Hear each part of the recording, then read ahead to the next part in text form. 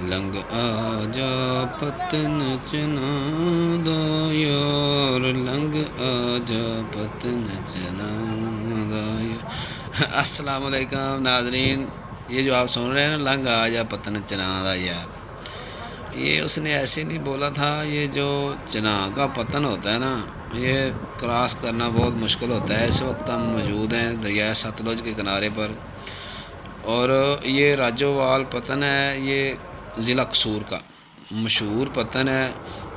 لوگ ادھر سے گزر کے جاتے ہیں، بڑے بڑے بیڑے لگے ہوئے ہیں، اس پہ ہر چیز سوار ہو جاتی ہے، ہر چیز لوڈ ہو جاتی ہے۔ دیکھیں کتنی بڑی مشین ہے، ہارویسٹر ہے، اس پر لوڈ کرنے لگے ہیں۔ تو یہ بیڑا جناب، اس میں بہت طاقت ہوتی ہے۔ انجن تو اس کا چھوٹا سا ہوتا ہے، لیکن اس کی بناوٹ ایسی ہوتی ہے کہ یہ بھاری سے بھاری چیز کو بھی دریا عبور کروا دیتا ہے، اور بہت کم پیسے لے کر یہ دریا عبور کروا دیتے ہیں۔ لوگ دریا عبور کیوں کرتے ہیں وہ بھی میں آپ کو بتا دیتا ہوں۔ یہ دریائے ستلج ہے، جو پنجاب کا بہت بڑا دریا ہے۔ دریائے ستلج اور بھارت کے درمیان میں جو رقبہ ہے نا، زیادہ تر وہ پاکستان پنجاب کا ہے۔ تو ادھر جانے کے لیے لوگ پھر دریا کو عبور کرتے ہیں، اور دریا کو عبور کرنے کا یہاں پر صرف ایک ہی طریقہ ہے، وہ ہے بیڑوں کا۔ اور کشتیاں ہیں اور بڑے بیڑے ہیں، ان پر جو چھوٹی کشتیاں ان پہ لوگ موٹر سائیکل، چھوٹا موٹا سامان اور جو سواریاں ہوتی ہیں وہ بیٹھ کر جاتے ہیں۔ اور یہ جو بڑے بیڑے ہوتے ہیں، یہ دیکھیں، یہ ٹرالا بیڑے تک پہنچانے کے لیے کتنی محنت کر رہے ہیں یہ کسان بھائی، زمیندار بھائی۔ یہ دیکھیں 6 ٹریکٹر لگے ہوئے ہیں، اور یہ ٹرالے کو کھینچ نہیں رہے۔ یہ دیکھیں اس کے ساتھ بھی ایسا ہی ہے کچھ معاملہ کہ 2 ٹریکٹر لگے ہوئے ہیں اور ان کی بس ہو گئی ہے۔ تو زمیندار بھائی بہت محنت کرتے ہیں۔ زمیندار بھائیوں کی جو فصل ہے اس کا حکومت کو چاہیے کہ اچھے ریٹس دینے چاہیے۔ یہ دیکھیں یہاں پہ بہت پانی ہے اور بہت ریت بھی ہے۔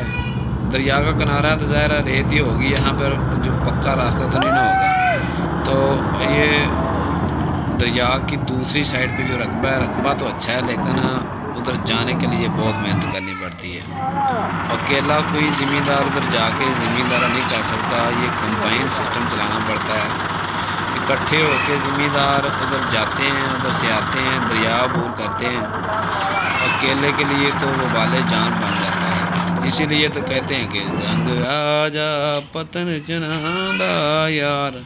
چنا دا پتن ہے تو بڑا اوکھا، لیکن زمینداراں نوں پیسے بھی بچتے ہیں۔ اے ویکھو اس وجہ تو رضوان کمیشن صاحب جناب ساڈے بھائی نے ارزانی پور کمیشن، ارزانی پور گلا منڈی تو آئے نے، تے یہ ادھروں لوڈ کر کے لے کے جا رہے ہیں۔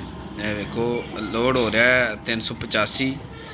اے مونجی دا ٹرالا بھریا ہوا ہے، تے اے بیڑے دی تسی ساخت ویکھ لو کڈا اچھا بنیا ہوا ہے۔ تقریباً 3-4 فٹ ان دی ہائٹ ہوندی ہے، جڑا پانی تو اتنے ان دے اینگل لگ کے بنیا ہوندا، پھٹے لگے ہوندے نے بڑے مضبوط۔ اے گجراں دی گڈی پھسی کھلی جناب، اے دودھ لین آئی۔ یہ بھی ہوں دسن گے جی اج ساڈا دودھ کیوں لیٹ ہو گیا۔ پیچھے دوسرا بیڑا آ رہا ہے، اندر اس ٹرالے نوں ہن اسی ان لوڈ کرن لگے ہاں۔ اندر تو اے چیک کرو، رضوان کمیشن صاحب یہ ادھروں پارلی سائڈ تو لد کے آ گیا، اور ویکھنا کنی مشکل ہے۔ روسی ٹریکٹر ہے لیکن ان کی بس ہو گئی ہے۔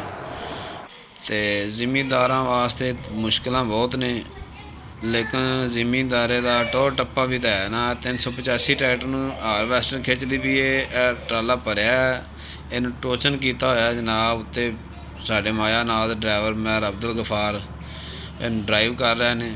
اتنے جناب بہت ایکسپرٹ ڈرائیور جڑے نے وہ ہی ٹریکٹر چلا سکتے ہیں، کوئی ماڑا ڈرائیور اتنے کامیاب نہیں ہے، کیونکہ اتنے بہت دل گردے کا کام ہے۔ بیڑے تے ٹریکٹر نوں چڑھاونا 1 انچ دی بھی تسی کتے غلطی نہیں کر سکتے، 1% تسی کتے تواڈے کول چانس نہیں ہے۔ اگر 1 انچ ہی آسے پاسے ہو گیا تو تہاڈا ٹریکٹر بھی گیا، تہاڈا ٹرالا بھی گیا، تو تہاڈی جان بھی گئی ہے۔ ویکھو جناب 385 ٹریکٹر ہے، پیچھے روسی بلارس ہے، اس تو اگے ٹوچن کیتا ہوا ہے۔ تو اے ویکھو میرا خیال ہے پھر رک گیا، اخراجات بہت زیادہ ہو گئے ہیں، زمیناں دے ٹھیکے بہت ود گئے ہیں۔